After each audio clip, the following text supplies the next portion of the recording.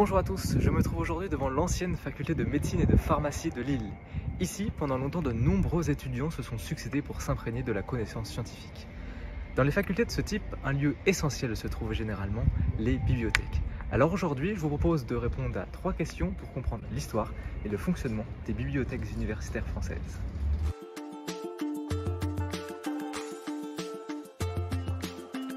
Dès l'Ancien Régime, on constatait la présence de bibliothèques en France. Mais les bibliothèques des facultés universitaires apparaissent véritablement en 1855 avec le ministre Hippolyte Fourtoul. À cette date, le ministre enjoint les recteurs à créer dans chaque faculté une bibliothèque universitaire centrale prénommée la Bibliothèque d'Académie. Ensuite, il faut attendre la loi Savary de 1984 pour que les BU, les bibliothèques universitaires, connaissent une croissance forte de leur nombre. En 1989, le rapport d'André Miquel a eu l'effet d'un électrochoc et a entraîné une prise de conscience sur le retard français en la matière. Rien qu'à Paris, il manquait à cette époque par exemple plus de 6000 places. Pour remédier à ce problème, dans les années 1990, de grands plans de construction et de modernisation des BU ont vu le jour. Aujourd'hui, on compte pas moins de 480 bibliothèques universitaires, soit environ 7 par université.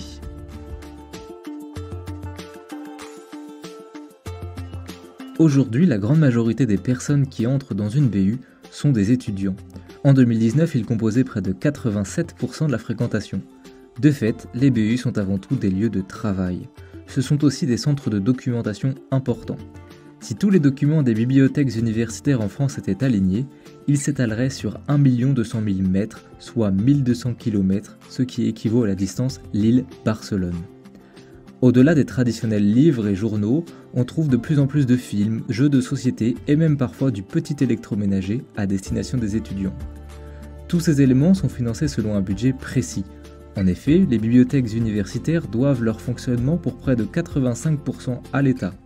Ensuite, 10% de leur budget de fonctionnement provient des étudiants par le biais de leurs droits d'inscription, les CVEC, et puis 5% est issu de recettes diverses comme des dons.